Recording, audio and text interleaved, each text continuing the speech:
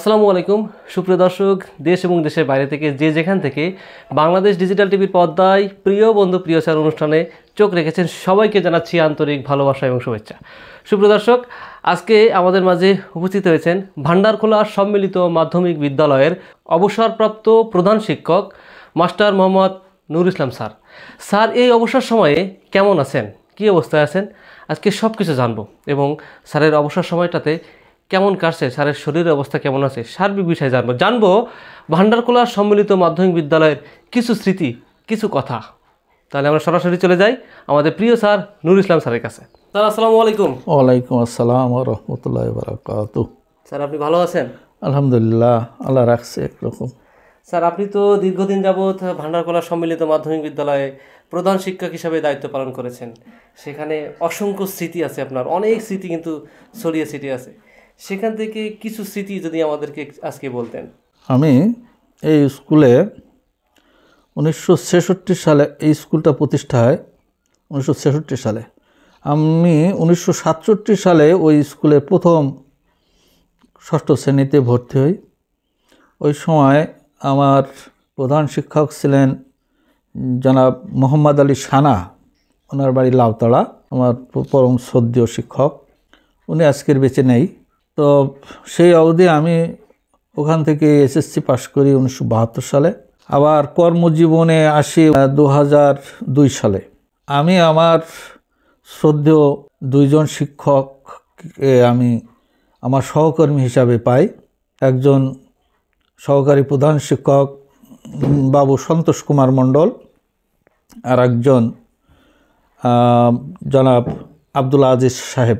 ওনাদের সাথে আমি একসাথে, ওনাদের যেহেতু ছাত্র, তো একসাথে ওনাদের সাথে কাজ করতে পেরে আমি মোটামুটি আনন্দিত।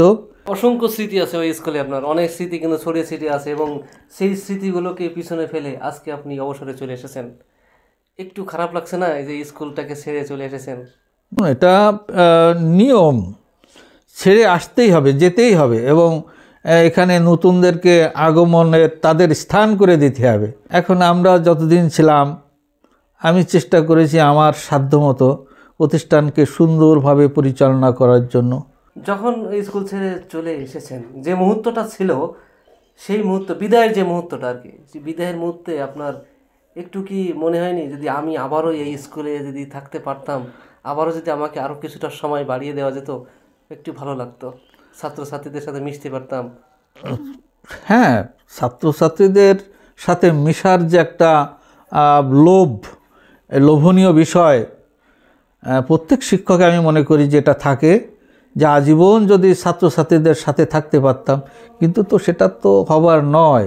অনেক কথা, অনেক স্মৃতি মনে পড়ে, যেগুলো অনেক সময় কষ্টদায়ক হয়, আবার অনেক আনন্দেরও বিষয় হয়।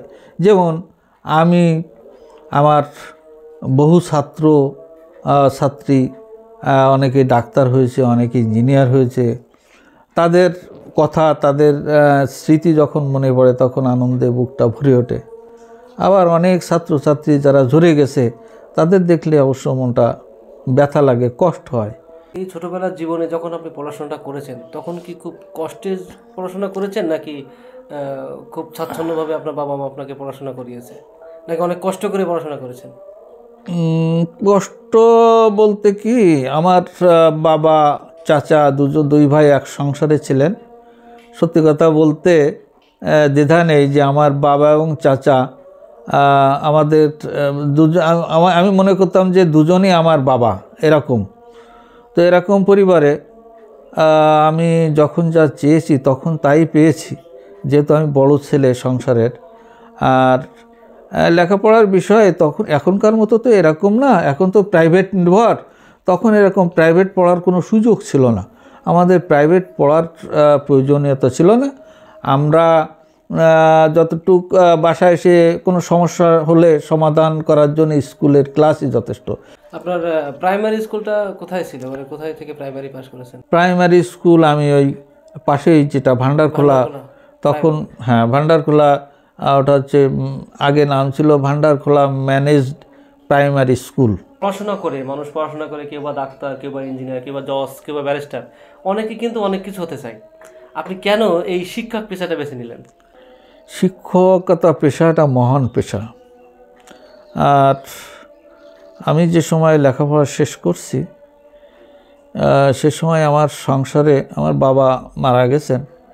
সাংসারিক এই যে সমস্যা, এই সমস্যাটা ধরে রাখার জন্যে মূলত আমাকে আর বাড়ি ছাড়া হয়নি। কারণ ওই সময় হয়তোবা একটু খোঁজাখুঁজি করলে তখন ভালো চাকরি মিলতো, কিন্তু সেটা আর হয়ে ওঠেনি। ওই লেখাপড়া শেষ করেই বাড়িতে এসে সাথে সাথে কর্মসংস্থানের ব্যবস্থা হয়ে যায়। তেঘরি হাই স্কুল প্রথমে শিক্ষকতার জীবন আমার ওখানে শুরু হয়। সেখান থেকে আর বেরিয়ে আসা সম্ভব হয়নি। আপনার শারীরিকভাবে শরীরটা কেমন আছে সব দিক থেকে? আলহামদুলিল্লাহ, আল্লাহ রেখেছে একরকম ভালো, তেমন মেজর কোনো সমস্যা নেই। তবে মেরুদণ্ডের একটু সমস্যা আছে, যে কারণে খুব পেন ফিল করি, চলাফেরা হাঁটা আস্তে আস্তে পায়ে সেই সমস্যাটা এসে যাচ্ছে। অবসর সময়টা বাড়িতেই কাটাতে হয়, একটু বই পুস্তক দেখি, ধর্মীয় বই পুস্তক এগুলো নিয়ে একটু আলোচনা করি, দেখি। আপনার ছেলে মেয়ে কয়জন? আমার 4 জন মেয়ে, ছেলে নাই। বড় মেয়ে কলেজে অধ্যাপনা করে, মেজে মেয়েটা ও LLB-তে অনার্স মাস্টার্স করা ছিল। তো দুর্ভাগ্য যে এখনও কর্মসংস্থান হয়নি। সে যে মেয়েটাও ঢাকা ইউনিভার্সিটিতে লেখাপড়া করেছে, ও 23 সালে প্রাইমারিতে জব পেয়েছে। ছোটো মেয়েটা ও অনার্স 3rd ইয়ার ছিল, ওই অবস্থায় ওর বিয়ে শাদিও দিয়ে দিয়েছি।